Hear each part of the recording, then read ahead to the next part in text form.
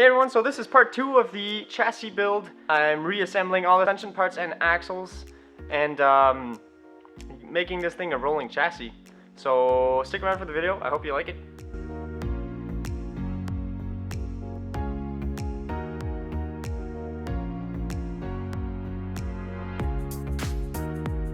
So I don't know if I've mentioned this in the first video, but this is a super budget build.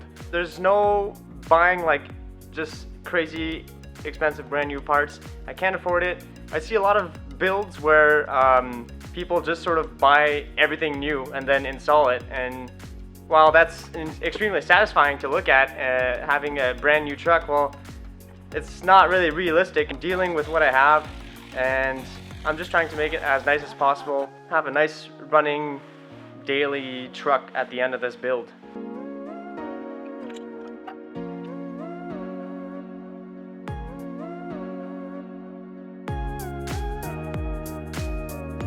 So there's a lot of torching shit off because there's a lot of rusty bolts, impossible to take off. So I had to cut a lot of stuff off, and also keep in mind I have no press, so that's why I'm burning bushings out of my front radius arms.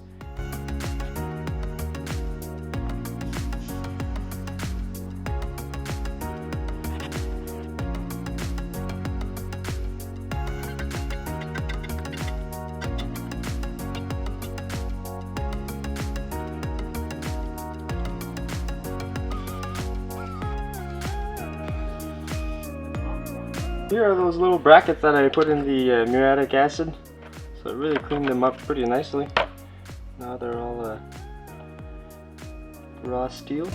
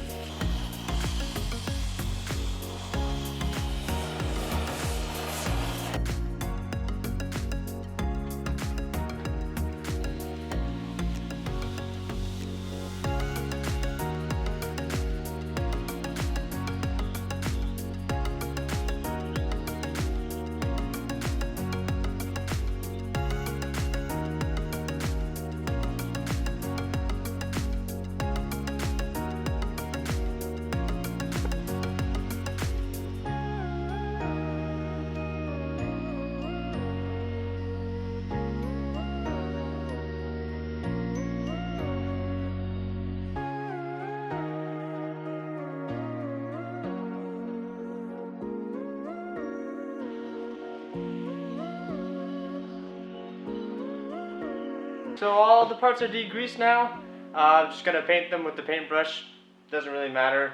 As long as it's black and not rust color, I'm fine with that.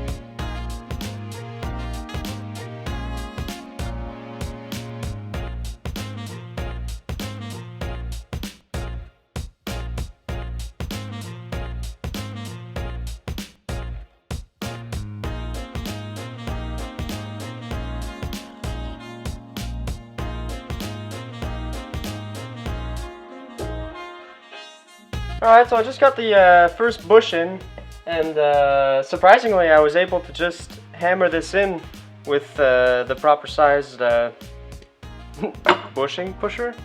This is just like a big socket, 1.5 inch. And once I got far enough, this inner bushing is actually a bit wider, so I put something under it just to space it up. But really surprised how well this went. I thought I was especially gonna have to bring it to my friend for the to use the press, but I'm glad that wasn't necessary. And I got some nice new bolts for these because I had to chop them out. But nice zinc coated. That fit though. So yeah, that's nice. Very, very nice.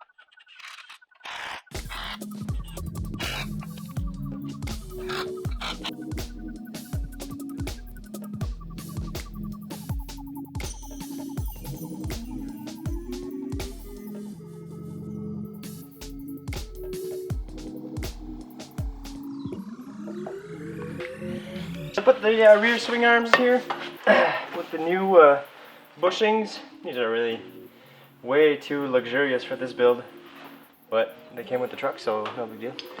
It's perfect. Putting new bolts on, new nuts, and a shit ton of anti-seize, because these like to seize up, so because they're never removed, right? So let's put these in. Oh, and I also bent out the tabs. It was suggested this by my Land Rover mechanic friend, because he was saying it's just way easier like that, and then you just bolt it back together and it pulls the tabs back in.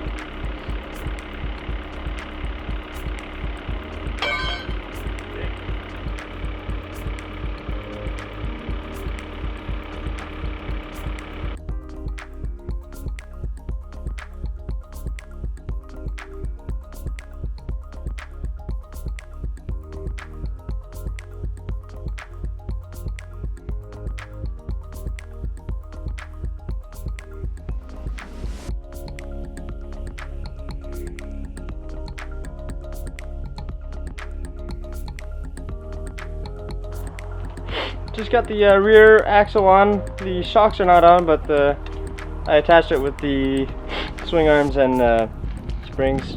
So from there on I can put the shocks, the rear sway bar, and also that big like stabilizer gas shock in the center there.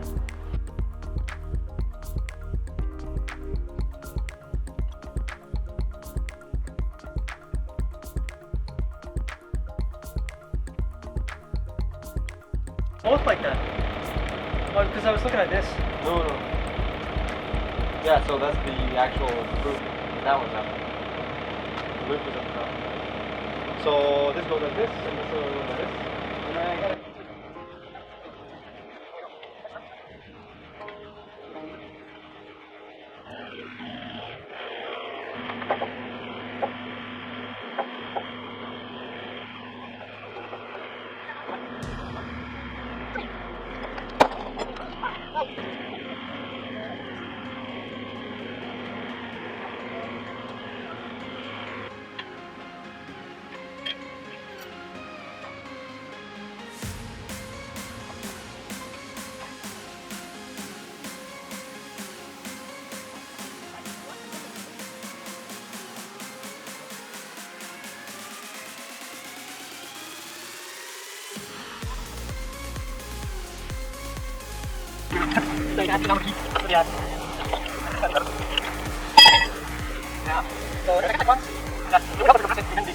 Wow, so that's a huge reduction in weight right there.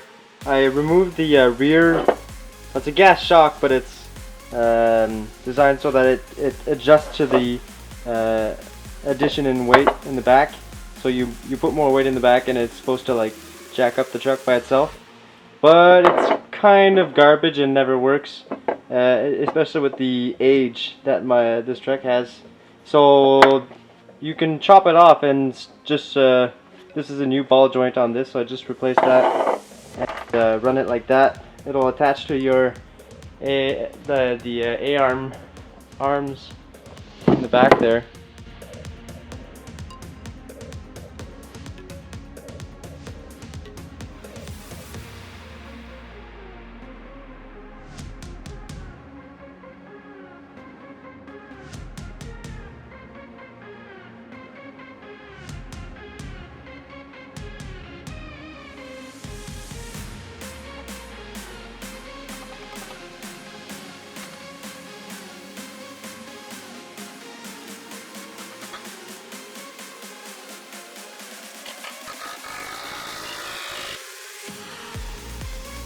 Alright, so that's the chassis done. All the axles are painted and all the suspension is installed. So I'm still waiting on some ball joints to put the steering on and that steering damper.